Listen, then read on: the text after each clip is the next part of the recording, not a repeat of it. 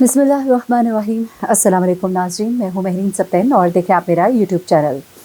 नाज़रीन, गुज़िश्ता रोज़ बडग्राम ऑपरेशन के ऊपर मैंने एक पूरा एक वीडियो की, जिसके अंदर मैंने आपको बताया कि किस तरह से बच्चों को रेस्क्यू कराया गया Budgam chair lift operation basically, और किस जाफिशानी के साथ हमारी जो फ़ौज है उसके जवान जो हैं उन्होंने इसके ऊपर काम किया।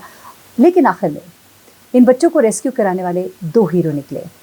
एक कंपैरिजन शुरू हो गया था सोशल मीडिया के ऊपर कि जी फ़ौज ने क्या किया, बाकियों ने क्या किया। तो मैंने एक छोटी सी वजाहत की थी जिस पर आप लोग कह रहे थे नहीं महरीन, बड़ा कंफ्यूज्ड सा स्टेटमेंट है, लेकिन बात की गहराई पर ज़रा गौर कीजिएगा कि देखिए, ऑपरेशन को बहुत एहतियात से किया जाता है। पहले उसूल होता है कि आप सबसे पहले कहते हैं कि ऐसा ऑपरेशन किया जाए कि कहीं किसी को कोई नुकसान ना पहुँचे, 0% एरर।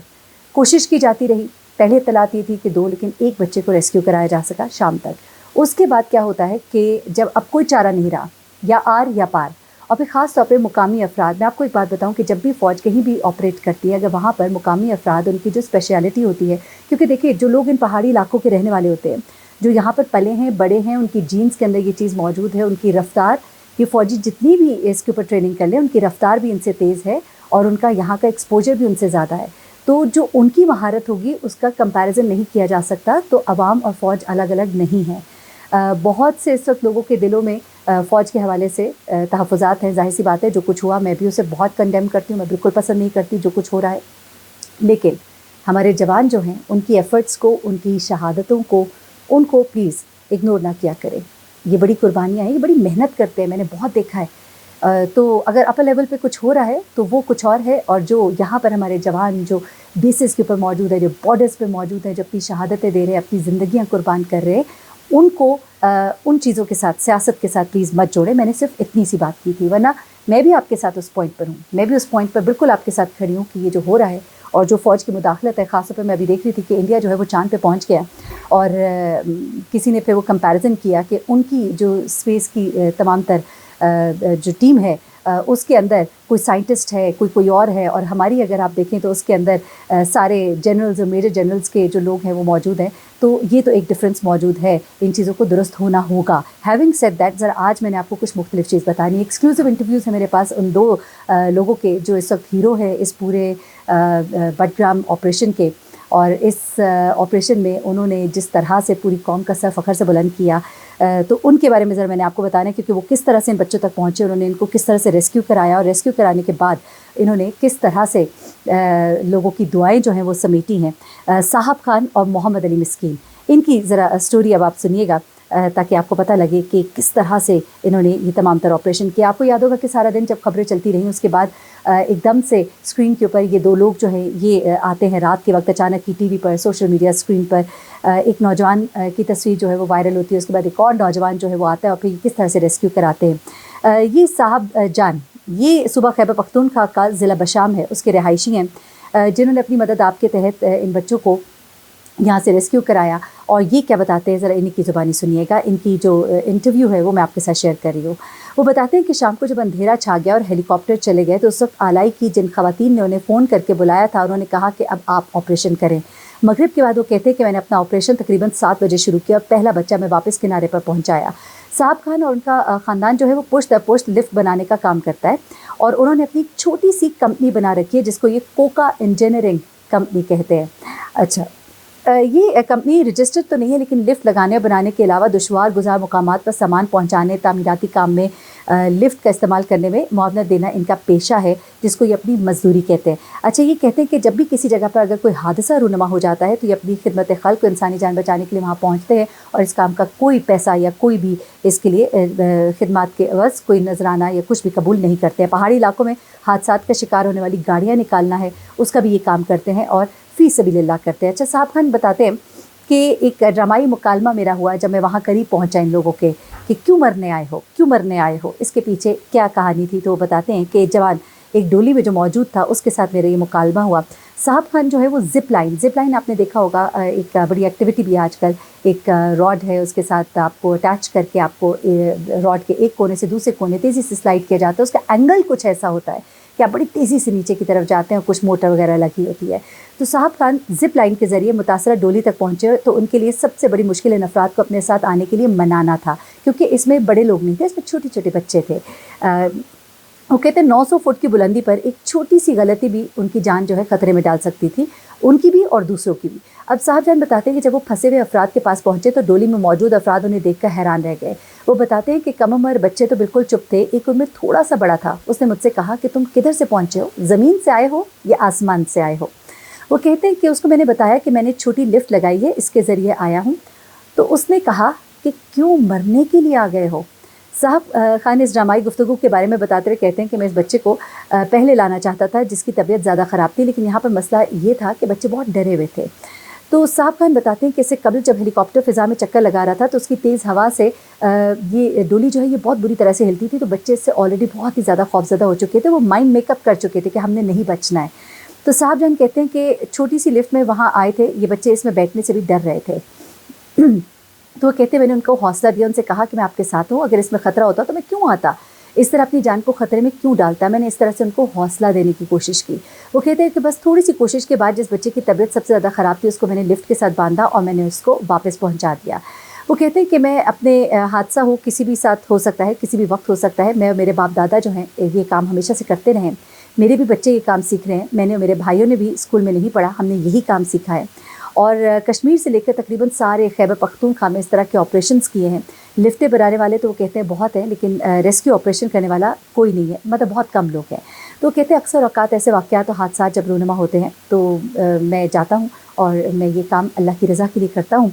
और मुझे नहीं याद कि मैंने अब तक कितने ऑपरेशन किए, माशाल्लाह अल्हम्दुलिल्लाह। मैं कहती हूँ मालिक ने इस शख्स को ये इतनी बड़ी सआदत दी है कि लोगों की ज़िंदगियाँ बचाता है, कि एक शख्स की जान बचाना गोया तमाम इंसानियत की ज़िंदगी बचाना। और शायद हम इस बात का तो अंदाज़ा ही नहीं लगा सकते यकीनन कि ज़िंदगी बचाना कितना बड़ा कार्य खैर है, कितना बड़ा सवाब है, और इसका अजर अल्लाह के यहाँ इतना बड़ा है कि वो तो किसी का रखता नहीं, तो वो जब देता है तो फिर वो कितना नवाजता है।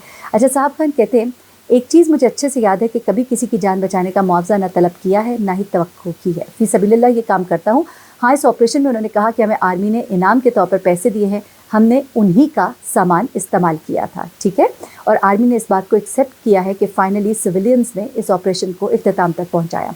वो कहते हैं कि इसलिए हमें जहाँ से भी बुलाया जाता है हम चल पड़ते हैं, जो मुमकिन होता है हम करते हैं, ये हमारा फ़र्ज़ है, इंसानियत की खिदमत करने की कोशिश करते हैं। अच्छा, वो कहते हैं कि ये तो इनकी स्टोरी। अब आ जाते हैं ज़रा मोहम्मद अली मिस्कीन की तरफ। मोहम्मद अली मिस्कीन जो है वो हेवंस वे कंपनी है, उसके मालिक हैं। वो कहते हैं कि हमें इंतज़ामिया से ज़िला इंतज़ामिया ने हमें कॉल की जब ये तमाम तर वाक़या हुआ। हेलीकॉप्टर जो है शाम को वापस चले गए, क्योंकि शाम में अब रात अंधेरे में ये ऑपरेशन नहीं हो सकता था, हवा का रुख तब्दील हो गया था। तो वो कहते हैं हमें ज़िला इंतज़ामिया ने फ़ोन किया, कॉल मौसूल हुई कि अपनी टीम के हमरा लिफ्ट की जगह पर पहुँचें। तो वो कहते हैं कि हमें इस ऑपरेशन में मुश्किलात का अंदाज़ा था। तो वो कहते हैं कि जब वो केबल कार के पास पहुँचे तो वहाँ फंसे बच्चे और बड़े बहुत परेशानी के आलम में थे। कहते जहाँ मैं पहुँचा तो लोगों के लिए एक फ़रिश्ते जैसा था, वो मेरी हर बात ऐसे मान रहे थे जैसे वो छोटे से बच्चे हों, उन्हें किसी चीज़ की लालच दी जा रही हो। मेरी आंखों में आंसू थे, मैं अपनी कैफियत जो है वो बयान नहीं कर सकता। वो बताते हैं कि मंगल की शाम के वक्त मानसहरा के जो डिप्टी कमिश्नर है उन्होंने उनसे रब्ता किया और बताया कि आलाई में 10 घंटे से ऑपरेशन जारी है और अभी तक सिर्फ एक बच्चा जो है उसे सेफली पहुंचाया जा सका है। तो वो कहते हैं कि तेज़ हवा की वजह से हेलीकॉप्टर के ज़रिए रेस्क्यू मुश्किल था। हमसे कहा गया कि तुम बताओ कि ज़िप लाइन की मदद से कर सकते हो, तो मैंने उनसे कहा कि आप एयरलिफ्ट करवाएं, हम रेस्क्यू कर लेंगे। वो कहते हैं कि आर्मी का हेलीकॉप्टर जो है उससे हमें एयरलिफ्ट किया, 3 लोगों की टीम को हम पाश्तो गाँव में लैंड करवाया। अब आगे सुनिए उन्होंने ये ऑपरेशन किस तरह किया। वो कहते हैं वहाँ से लिफ्ट के मुकाम तक 30 मिनट की मुसाफत थी, जो हमने भागते हुए 10 मिनट में पूरी की। उसके हमरा वो कहते हैं 2 लोग थे, इलियास और हमाद, वो टीम का हिस्सा थे। वो कहते हैं बाद में एयरफोर्स के SSW के एक जवान एहसन ने भी उनको ज्वाइन किया था। देखिए मैं आपको कह रही हूँ ना कि मिलकर काम हुआ है, ठीक है। इन लोग की एक्सपर्टीज़ ज़्यादा है तो इन्होंने ज़्यादा किया, definitely, no doubt in it. वो कहते हैं इनमें से कुछ नीम बेहोश थे, वहाँ कार के फर्श पर पड़े थे, कोई सीट पर बैठे थे, उनकी हालत गैर थी। उन्होंने मुझे देखा तो उनमें कुछ जान आई कि चलो कुछ कोशिश तो हो रही है। वो मेरे साथ ऐसे लिपटे जैसे एक माँ के साथ बच्चा लिपट जाता है। उनकी हालत ख़राब थी, उनके चेहरों से ऐसा लग रहा था कि वो सोच कर बैठे थे कि अब वो बच नहीं सकते। वो कहते हैं कि मैंने अपने साथी इलियास को डोली के अंदर भेजा और सबसे पहले उसको सेफ्टी बेल्ट वगैरह डाली और बाकी लोगों को भी। ऐसा हमने इसलिए किया ताकि अगर लिफ्ट गिर भी जाए तो हमारा लोड जो है ऊपर वाली रस्सी पर शिफ्ट हो जाएगी। वो टेक्निकल चीज़ें हैं जो वो समझा रहे हैं। वो कहते हैं कि ताकि नीचे कोई ना गिरे। इसके बाद वो कहते हैं कि मेरे पास अल्फाज नहीं, अब भी लोगों का प्यार याद आता है। وہ کہتے ہیں کہ سب سے پہلے جب وہ پہنچے تو بچے بہت ڈر رہے تھے. انہوں نے چیختے ہوئے کہا کہ رسی کو مت ہلانا، یہ گر جائے گی. اچھا، اس کے بعد وہ کہتے ہیں کہ ہم نے انہیں سمجھایا کہ خدا پر بھروسہ رکھیں، کچھ نہیں ہوگا، ہم آپ کے ساتھ ہیں، آپ کی جان خود ہم سے بھی زیادہ قیمتی ہے.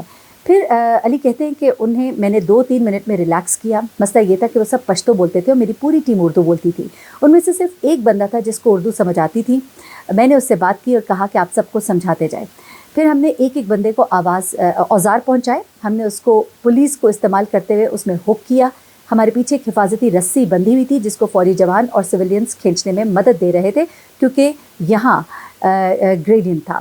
تو اس کا مطلب یہ ہے کہ فوجی جوان اور سویلین ساتھ ساتھ کام کر رہے تھے. دونوں جوان جو ہے انہوں نے یہی بات بتائی ہے. آف کورس کریڈٹ جو ہے ان 2 جوانوں کا ہے، definitely, no doubt in it. وہ کہتے تقریباً 400 فٹ تک ہاتھوں سے میں گیا جہاں تک میری ہمت تھی. 400 فٹ تک میں ہاتھوں سے گیا. جب میرے بازو بالکل جام ہو گئے تو خدا نے مدد کی اور وہ رسیاں جو پھنسی ہوئی تھیں وہ کھل گئی. دیکھیے اللہ کی مدد ہے، اس کی مدد کے بغیر تو کچھ بھی ممکن نہیں. وہ کہتے میرے لیے بہت مشکل تھا کیونکہ میرا ہاتھ زخمی ہو گیا تھا، رسی کا بل پڑ گیا تھا. جو لوگ رسی کھینچ رہے تھے انہیں ہماری آواز نہیں آ رہی تھی. اب یہاں پر ظاہر سی بات ہے وہ اتنے دور پہنچ گئے تھے، کوئی اپریٹس نہیں تھا، کوئی واکی ٹاکی کچھ بھی نہیں نا. آپ وہاں پر اپنے دونوں ہاتھ استعمال کریں، آپ کچھ اور نہیں کر سکتے. تو وہاں پر وہ کہتے ہیں کہ میری آواز بھی ان تک نہیں پہنچ رہی تھی کہ میں ان کو کوئی انسٹرکشن دے سکتا. جو لوگ رسی کھینچ رہے تھے انہیں ہماری آواز نہیں آ رہی تھی. بہت مشکلات تھیں مگر خدا نے مجھے ہمت جو ہے میری دگنی کر دی. وہ کہتے ہیں کہ جب اس کیبل کار کو دیکھا تو یہ نہایت خستہ حال میں تھی، استعمال شدہ مقامی پارٹ سے بنی ہوئی تھی. اسی بات پہ میں آپ کو بتاؤں کہ کیبل آپریٹر اور چیئر لفٹ کے مالک جو ان دونوں کو گرفتار کر لیا گیا ہے کیونکہ نہ انہوں نے کوئی اپروول لیا ہوا تھا. ان کو پیچھے انتظامیہ کی طرف سے کہا گیا تھا کہ اس کی کوالٹی چیک ایشورنس کرائیں، لیکن انہوں نے نہیں کرایا تھا. اب ان دونوں کو گرفتار کر لیا گیا ہے کیونکہ انسانی جانوں کے ساتھ اتنا بڑا رسک لیا گیا تھا. اچھا، وہ کیبل کے بارے میں بتاتے ہیں انتہائی خستہ تھی اور مقامی پارٹ سے بنی ہوئی تھی. وہ کہتے ہیں یہ 7 سے 8 سال پرانی ہوگی اور اس کی کوئی مینٹیننس وغیرہ نہیں ہوئی ہوئی تھی. ڈولی ایک تار پر لٹکی ہوئی تھی اور وہ کسی بھی وقت ٹوٹ سکتی تھی. اس کے بعد وہ کہتے ہیں کہ ہم نے اس کے سروں کو مضبوط کیا، خدا پر توکل کرتے ہوئے رسک لیا اور یہی ہمارے پاس آخری آپشن تھا. تو جناب یہ تھی تمام تفصیلات اس آپریشن کی، کیونکہ آپ لوگ کہہ رہے تھے کہ ذرا تفصیلات بھی بتائیے اور ان کا ایکسکلوسیو انٹرویو بھی میں نے آپ کے ساتھ شیئر کیا. اپنا بہت خیال رکھیے گا، دعا میں یاد رکھیے گا. ان جوانوں کے لیے بہت ساری دعائیں. اللہ حافظ.